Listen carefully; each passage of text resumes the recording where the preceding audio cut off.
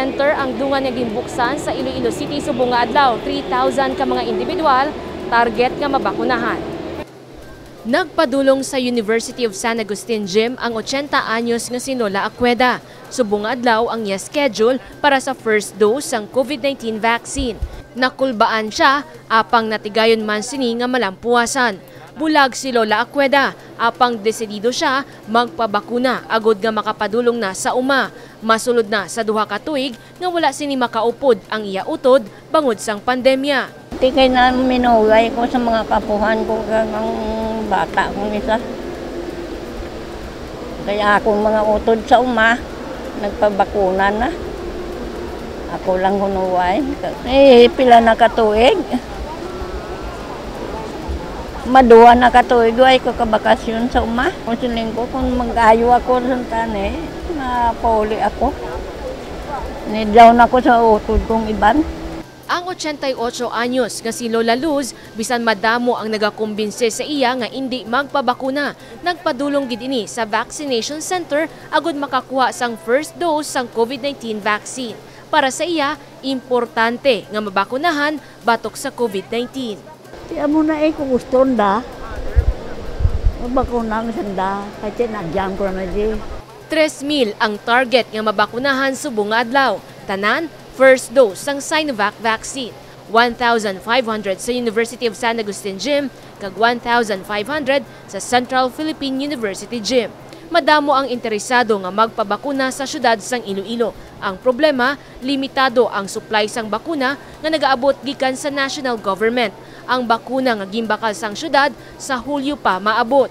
Gani amo na lang ang pagpanikasog ni Mayor Jerry Treñas agud matalupangdan sang National Interagency Task Force ang sitwasyon sa Iloilo City nga subong nagapangatubang sang mataas nga COVID-19 cases. Ang akon lantaw before the end of December, tani kung sige-sige ang aton vaccines, maka-herd immunity na ta. Pero ti kung amunay nga kahinay mag-abot, siguro ba si December next year, makalabot na kita herd immunity. Pero ini nga tsimpo kinanlan tagid ang national government, kay way pa nag-abot ang ginpamakalta nga vaccines. Kag kung mag-abot gin man ang ginbakalta nga vaccines, amat-amat lang ni maabot. Hindi nga sa isa lang ka delivery, maabot dayon ang 720 nga vaccines nga ginbakalta. 720,000 na doses. 450,000 ang target population nga mabakunahan sa Iloilo City. Dala na diri ang mga hindi residente apang nagatrabaho sa syudad. Sa subong, padayon ng registration sa mga barangay kag 3 ka mga dalagko nga mall sa syudad sang Iloilo. Bukas ini halin alas 10 sa aga, tubtob alas 6 sa gabi. Lunes, tubtob Domingo. Magdala lang sang ID, kagiban pa nga dokumento nga pamatuod sang imo pagkatawo. Sa tion makaparehistro na, hulaton ang schedule para sa vaccination. Inabangod wala ginabato ng walk-in sa mga vaccination site. Jennifer Garcia Hernandez para sa Level Up Patrol. Mga barrier ang ginpahamtang sa University of San Agustin Vaccination Site sang Iloilo City Government. Nangin masako ang mga katapos ng City Engineer's Office sa nakaligad nga semana bangod sa paghimo sa mga plastic barriers. Ini ang ila ginpangtakod sa University of San Agustin Gymnasium nga vaccination site.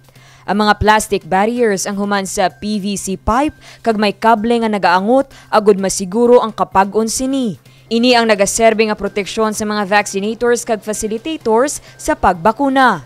Nag-start kami a day before sang pag-vaccine schedule. Tapos way pa namon tuwing matapos, binbalikan pa ginamon pagkahapon. Yung butangan namon plastic barrier para may protection ng aton mga doktor, mga sa computer kag sa vaccination area.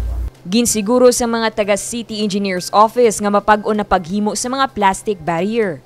Yung barrier namon tong inubra PVC pipe man ang kalson damo nga plastic. Kagin agtanamon sang cable tape, cable tie para magbagbakot pag isablay sa magluyon. Si Engineer Bina, siya ang facilitator. Hintawagan niya lang kami nga mapuano sila sa mapabulig city engineers nga matakdan barrier ang mga San Agustin Gym.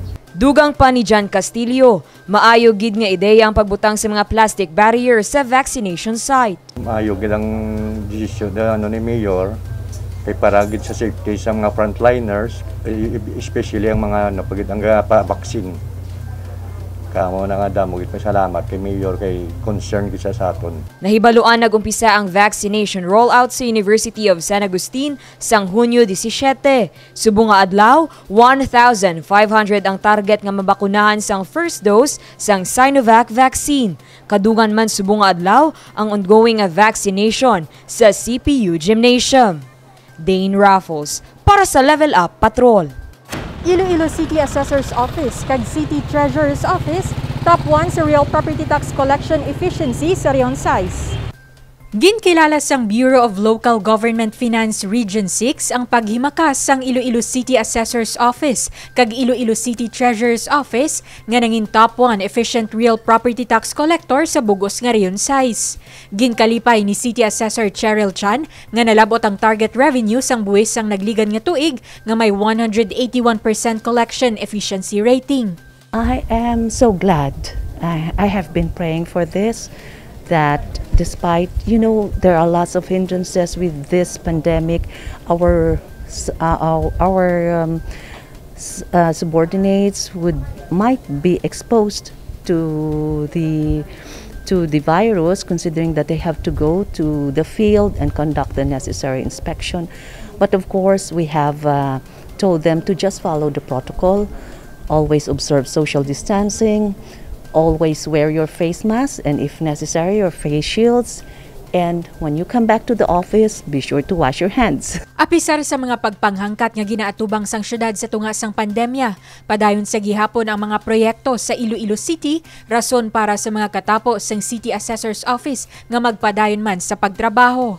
Ginpayag man ni Chan nga tuman kaimportante ang pagbayad sang buwis bangod ini ang nagabuhi sa syudad. Well, actually, we have to believe in the values of hard work, commitment, and of course, dedication. Those are the values that we have to inculcate into the minds of our employees too, because I believe the award is not just for me. It is for the entire city government, and especially for all the employees of the City Assessor's Office. And this is a product of teamwork. That is why we should see to it as leaders that those values should be inculcated in the minds of our subordinates. Taxes are the lifeblood of every nation, and no government could ever endure without it. So we do not have a choice but to do our job. Ginpasalamatan man ni Iloilo City Treasurer Jeannie Hermano ang mga taxpayers kag iya mga kaupod sa trabaho sa paghimo sang ila responsibilidad sa syudad kag pagbayad sang buwis sa insakto nga oras. Lubos man ang pasalamat sini sa alkalde sa padayon nga suporta nga ginahatag sa ila. Una, ginapasalamatan ko ang taxpayers gid. Ang mga nagbayad sa ilang buwis alin sa pinakagamay asa sa pinakadako nga nagtuman sa ilang civic duty sa ilang obligasyon sa pagbayad sa ilang buwis. Kaya kung nabala naton nga lifeblood theory, ang buwis ang nagabuwis sa syudad. Ginapasalamatan ko man ang membro sang pamilya sang City Treasurer's Office nga nagbaka-baka kag naghimo sang ilay kasarang agud nga maobrang ila obligasyon kag makolekta ang dapat kolektahon alin sa mga taxpayers nga naga-comply.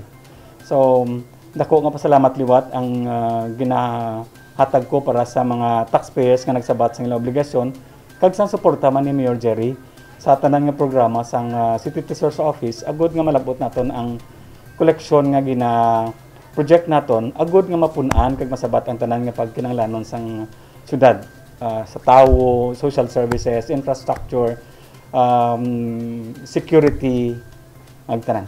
Naibaluan sang tuig 2017 ang duha ka mga ahensya ang ginkilalaman nga top 7 efficient tax collector sa bugos nga pungsod kag sila man ang padayon nga naga-top 1 sa Rion Size.